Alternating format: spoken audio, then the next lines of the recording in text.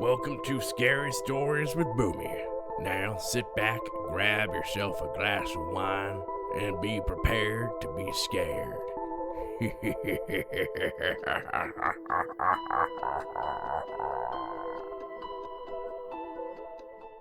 Hello, my friends. Boomy here once again with a scary story for you.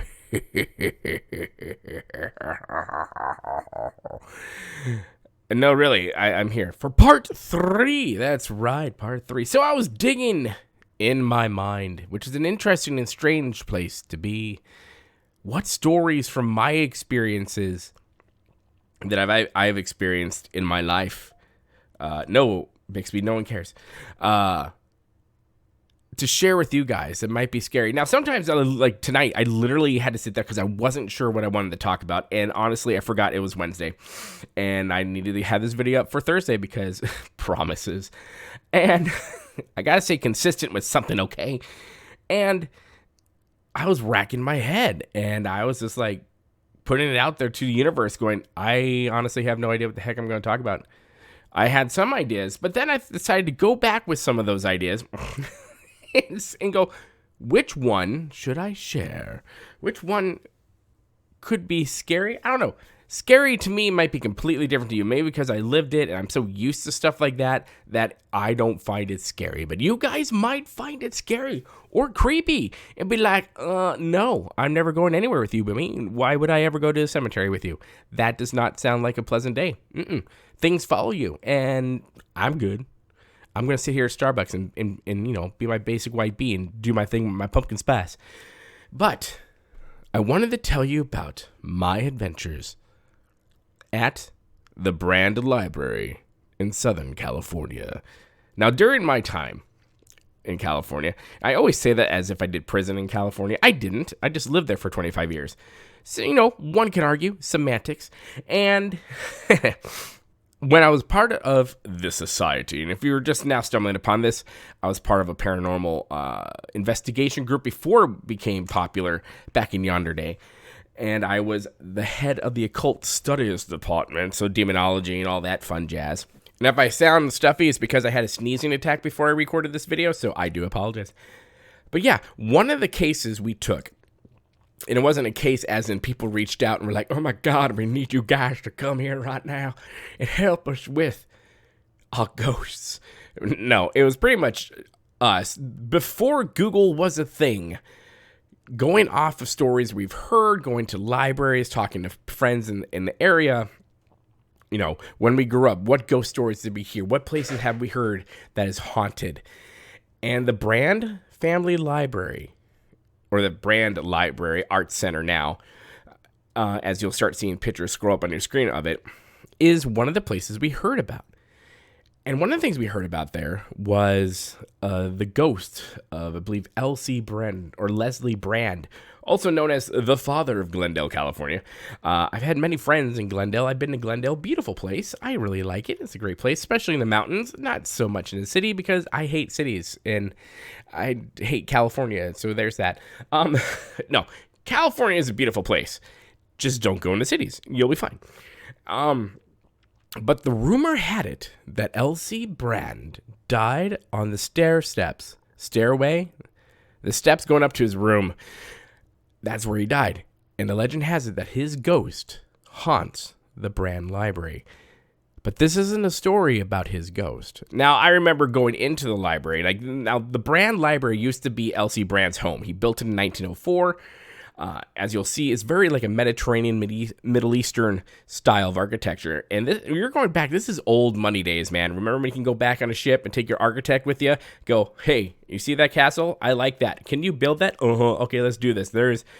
What money do you need? I've got lots of it. So just make me a freaking castle. That's pretty much what Brand did.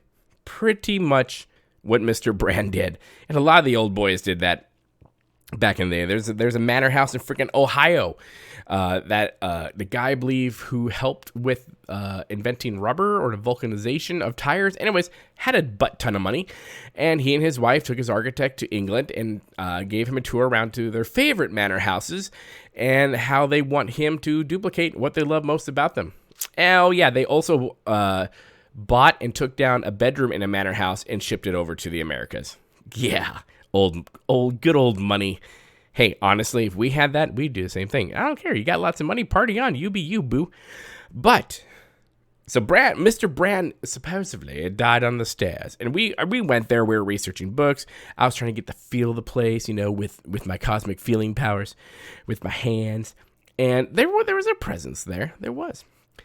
But the other mystery was, where was Mr. Brand buried? Now, the gardens of the library are a very interesting place. The palm trees in the garden make a crescent moon. Very Islamic, party on. I really like that kind of stuff. I love symbolism. I'm a sucker for symbolism. But it wasn't necessarily the library we wanted to find. It wasn't the beautiful gardens or the beautiful hiking trails and the possibility of being mauled by a bobcat. No. I mean, those are all real things, and that could happen. But what we wanted to do was find the body. Not the body, but the gravesite, right? Supposedly, it was not there. Supposedly, it was a missing mystery thing. So one day, after we had gone to the library itself, I went with a friend of mine. We'll just call him Tim, because that's his name. And we don't talk anymore, so I can use his name. It's fine. It's been well over 20 years. It is what it is. No, it hasn't, actually. It's almost 20 years. Yeah. Anyways, so we go to the cemetery that's nearby, and there used to be a family plot there and all that jazz. And there's this giant, mausoleum, which you can go into. And there's a north and a south, right? Because both north and south, very symbolic in itself. So Tim and I, we're both big guys. I'm built like a freaking Wookiee made love to a bear. And Tim is the same way. And we're both big guys. We're walking up, and I'm trying to get the sense of the place. And the place smelled like mildew and death, as a mausoleum would. That hasn't really been taken care of that much. And we're going through to the north side. Now, the north side was actually kind of beautiful. There was stained glass on both sides. And the north side was kind of cool, peaceful, quiet. Really nothing there to make me go well, shit, something's going on. And we're okay, let's go to the south side. And we start walking. Now, when you go in here, this is a very old mausoleum. So there's Bible verses everywhere. And honestly, to which I cannot remember what they were, but they're the ubiquitous ones that we have at a cemetery. And side note on cemeteries, I love cemeteries for so many reasons. I used to do my devotionals in a cemetery. Why? 1, because I'm weird. And 2, no one's going to bother me. Why? Because they're all dead. You're welcome. So Tim and I go down to the south side. We're walking. And at that day, I was suffering from a flu, so I could not smell all that well. I can still smell the mildew, but I wasn't fully 100% in all my senses. So as we're walking, and it was a sunny Southern California day, probably about 70, 75 degrees. We're walking down the south entrance, or the south part of it all, side by side, not holding hands, so stop it. And Tim just starts doubling over in pain. And we both stop dead in our tracks. And then I'm like, dude, you okay? He's like, man, I just feel like shit right now. I don't know what it is. I just don't feel good. And before this, he was feeling fine, right as freaking rain. The north side of the mausoleum, not a problem. The moment we started going deeper into the southern part of it, every step, he started feeling sicker and sicker and sicker. So we get to almost the end of it, right? Because I'm stubborn. I'm like, yeah, whatever. Let's keep going. And I'm not really sensing much. I am sensing the energy had shifted a bit. But also, like I said, I had the flu, so my senses were completely bonkers that day. But I remember distinctly that at one point, Tim and I froze in our steps. I remember looking over at this one grave, and I can somewhat see it in my mind now. I cannot remember what the name that was on the grave was, but I was wearing a leather jacket because, California, thin skin, is what you do when it's a 70-degree day. Tim said he put his hand on my jacket, and my jacket was so cold you can see his handprint on it.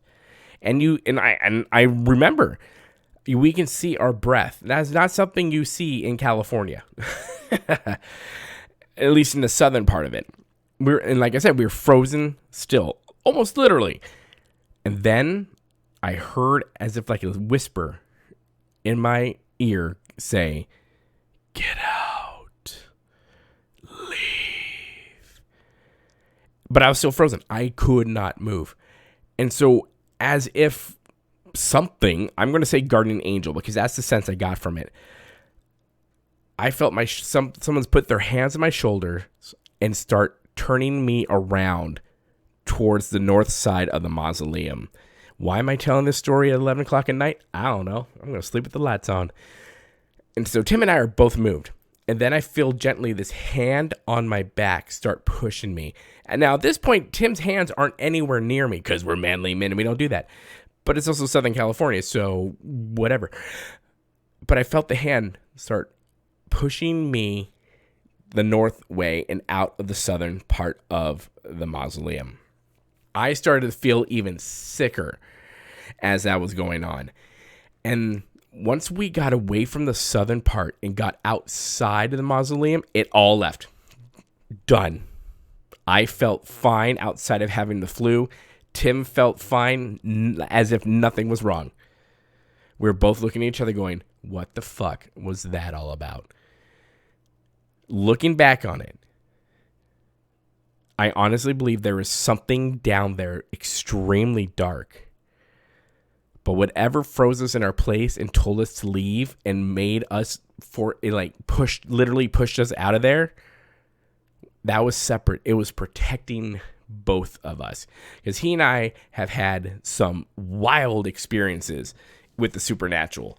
So this was not our first rodeo, nor would it be our last. I'll come up with a story some other time with that one. But yeah, I remember looking at Tim. We were both like, pale white, like what the F just happened? And I had returned with someone else to that cemetery again because I'm a glutton for punishment. I'm still going to keep going back. And I guess this guy kind of goes into a story of good idea, bad idea. But I went back and I felt that same presence there, but I didn't get that overwhelming, get the F out type of signage from this entity. But my friend, I can't remember his name, but on each of these, like these are all cremations, right? So people, or I believe they're all cremations. Memory shot at this point. But they all had like these glass little votives people could put, water and little flowers in for their loved ones. Party on, I think that's great. I have a rule, and I never break this rule. And my rule states is thus: don't take anything from a cemetery unless you are the one who actually put it there. It's different if you're going to a loved one's grave. You put a flag out on Memorial Day. I do that for my grandparents and the quadrillion of people in my family line that I've served. And you go to clean up after the season's done. I've seen people do that. Every season, a lot of things change. That's different. If you put it there, that's fine. But if it's already there, you didn't put it there, do not take it. Don't move it. Just leave it the fuck alone. Because, his name is Matt. Never mind, I just remembered. So Matt took these glass votives. It took a lot of them, if memory serves. I didn't realize this at the time because if I had saw him do that, I would have like slapped his hand and be like, "What are you doing? Put that back. Stop it. Go buy yourself some on this thing called Amazon that won't be around for at least 15 years." So I remember when we left, we didn't have much of an experience there. Still never found Mr. Brand's grave. It might be buried somewhere else. I should do research on that, be professional, but I'll leave it up to you guys. But I never found his grave. So we went back to our coffee house, and a coffee house we always hung out at every night in San Dimas, California. called the Coffee Bazaar. It's no longer there. One of my last trips to California, I went over there to see if it was still there, and it was gone. I was really sad because I had a lot of gothy, witchy friends that were there back in yonder day, the early 2000s, and they were still there, but it's still a coffee shop, but it was not the Coffee Bazaar. So we went back that night, partying. I get a phone call from Matt a couple days later. Matt's all, dude, so I've been having these weird fucked up dreams, and I just feel really depressed all the time. And it didn't really start until we got back from going to the cemetery. I'm like, Matt, are you okay? Obviously, you want to be concerned for a friend. But then the thought came to me, and I'm all, Matthew, did you by chance take anything from the cemetery? Anything at all? And so he's like, okay, I did. I'll show you when you come to the coffee house tonight. So got done with work, did my thing, went to the coffee house. Out there smoking cigarettes with the best of them. And Matt's all, can I show you what I took? I'm like, yeah. Yes, you can. So he gets in his old VW Bug. What's it? No, that was Jim's car. What did Matt drive? It doesn't matter to the story. But he opened his glove compartment. And there was like 5 or 6 of these glass votive things that he thought were really cool, but he decided to take from the cemetery. So I kind of stood there and went, you silly little man, you. And I'm like, what are you doing tomorrow? He's like, well, I'm off. I'm like, you know what? I'm off of work as well. So we got together the afternoon, the next day. And I told him, said, listen, you need to take these votives, put them back exactly where you found them, and just say sorry. That's all you need to do. Just say sorry. And so he did that. He put the votives back where he found them, apologized. Now, Matt was never a big believer. He liked exploring things, but he was never a believer in the paranormal or ghosts or anything like that until he did that. I don't know everything he experienced. I'm just going off of what he had told me. But the next day he called me. He's all, dude, no more bad dreams. I feel totally fine. It's like all that stuff was in itself a dream. So there's your big takeaway from all of this, my friends. Don't take crap from a cemetery. Don't do it. Now, it's completely different, say, if you go into like a witch's shop or a new age shop and you feel something, pulling you to take it, right? I'm a big believer if you go into things like that, there's a bond, a connection between you and whatever that object is. And if you feel like, yeah, this thing needs to be mine, go buy it. You'll be fine. That doesn't apply at any cemetery anywhere. Leave the things alone. Just leave it alone. And you won't have nightmares and have horrible depression like Matt did for a couple days until he put everything back. And then it was totally fine. So there's my little stories of a Brand Library, the Brand Cemetery in Glendale, California, and San Dimas. My experience, one of my many experiences with Jim in our life together as we researched the paranormal together, and with my dear friend Matt, who to this day I haven't talked to him in years, but I'm pretty sure the man will not go back to cemeteries. He will not, and if he does, he definitely knows.